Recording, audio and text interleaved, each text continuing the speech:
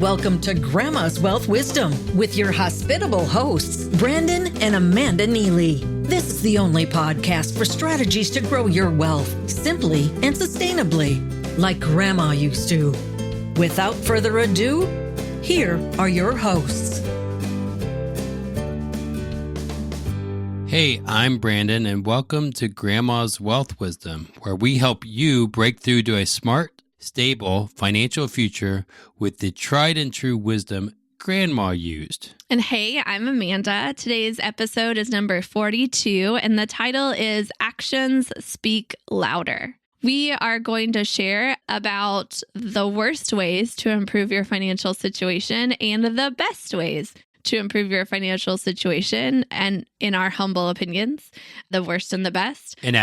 Humble and accurate positions. Yeah. And this episode is coming out very intentionally quite a bit before the end of 2019, just before Thanksgiving. We kind of anticipate that people are starting to think about their goals for 2020 and what they want to see happen in 2020, all those kind of things. And we actually ourselves do a kind of planning, visioning retreat over Thanksgiving weekend. So we thought we'll get this out in plenty of time before the new year to help give you some very practical steps you could take right away. You don't even have to wait for January 1st, right? You could take them right away to change, to make that change that you want to see in your financials. So that's what this episode is really all about. Yeah, and I think this episode too is doing it early because everyone will be talking about vision, they'll be talking about planning and all of that. So sometimes listening to 100 of those episodes in January 1st doesn't get you as far as you want. So like doing this early, and then when January happens, we're going to be in a better place.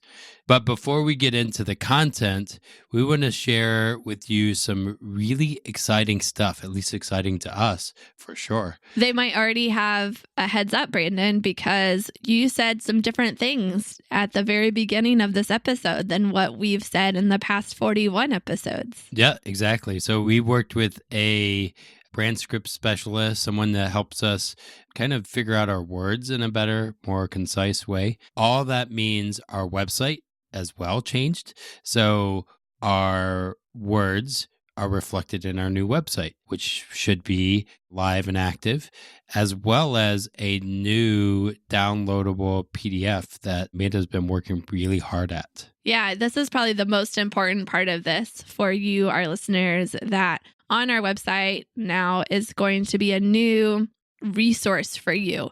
We call it Grandma's Top Tips for an Independent Financial Future. And in that PDF that you can download there on the website, you're going to get the 5 top tips that Grandma has for you and a little bit of behind what they are and how they work. And then there's also a couple pages of what is Grandma's strategy? What are some of the top things to know about it is also included in that PDF.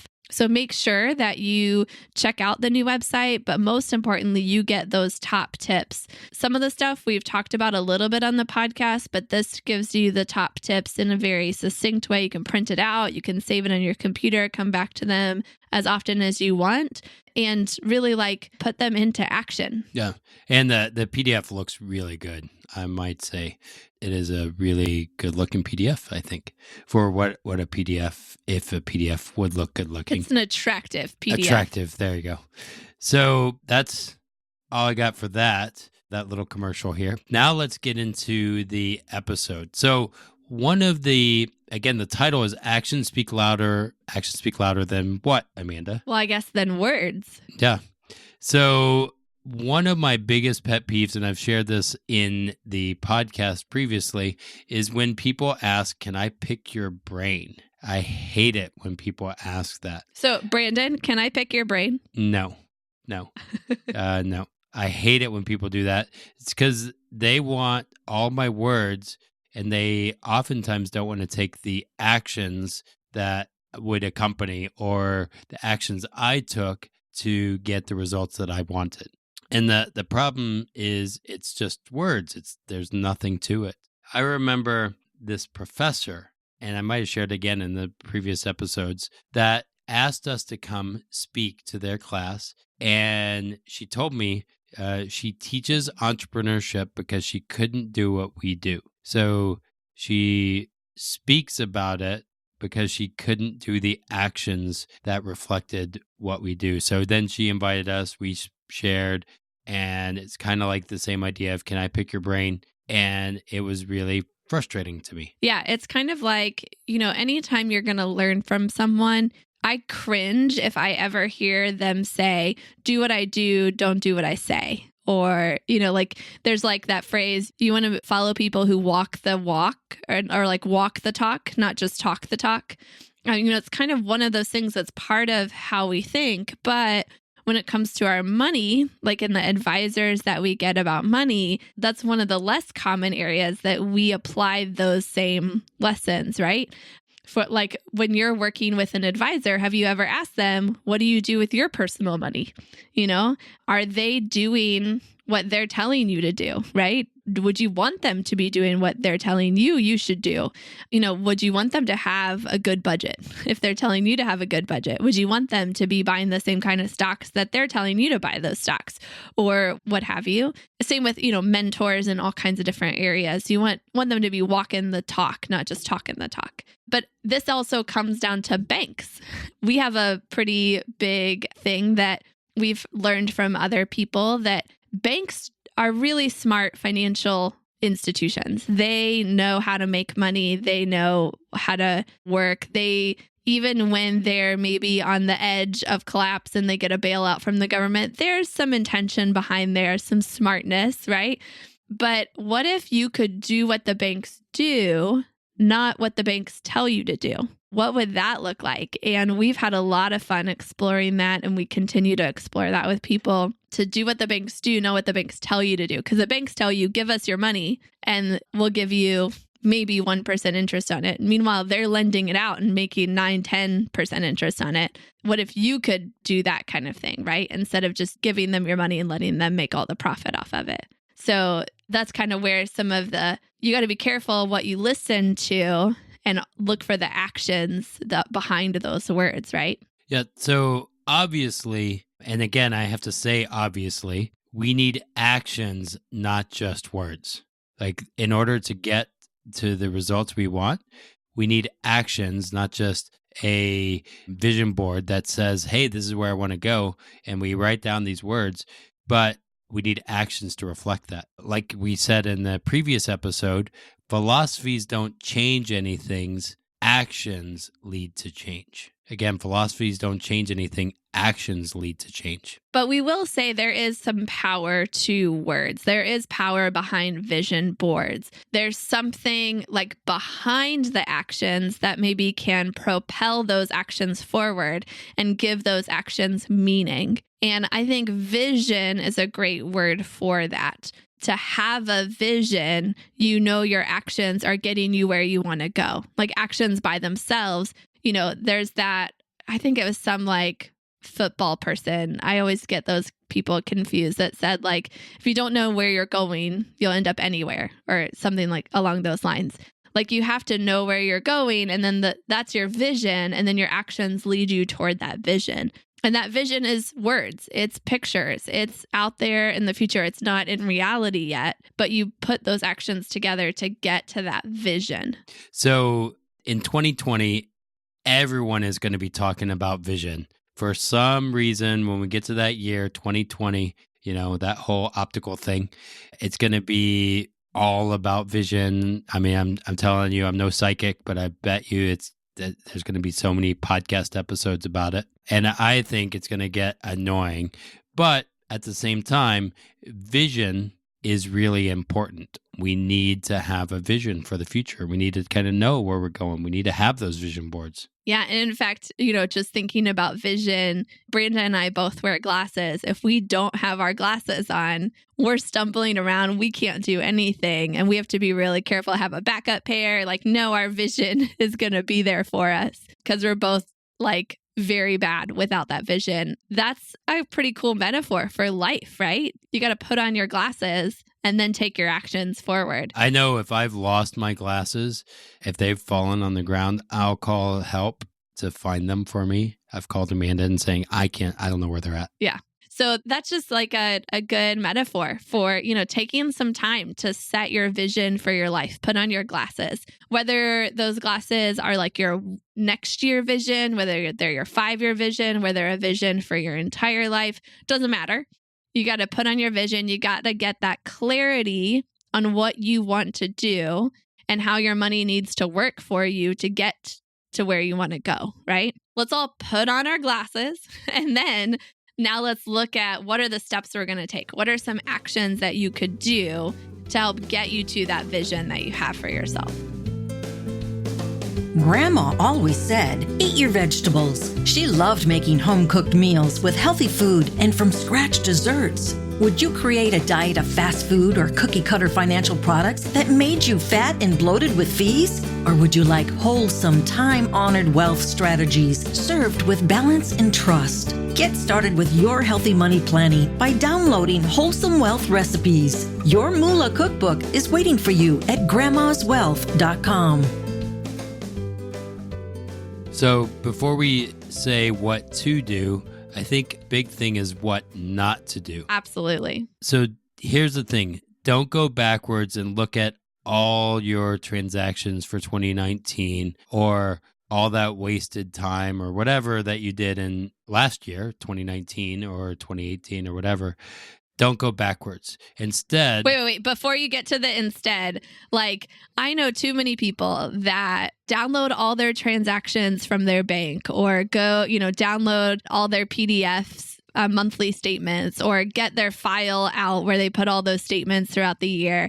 And they look through and they say, here's how much I spent on electric each month. And here's how much we spent on eating out. And they play in Excel, or they put it into QuickBooks or into another software or something like that. Mm-hmm. And maybe they do it in pen and paper. I think that is just a total waste of time. Unless you've already done it, right? And you're doing it throughout the year to kind of maintain things. But at this point, looking backwards, if you haven't been tracking so far, I think is a waste of time for most people most of the time. And you don't need to look back. You need to start looking forward. So go ahead with your instead, Brandon. Sorry. Yeah. So then instead, forgive yourself for your mistakes this year and in previous years, and then build a plan to move forward. But really, it takes a thing of forgiving yourself. Maybe if it's good things, you pat yourself on the back for what you did right and move on.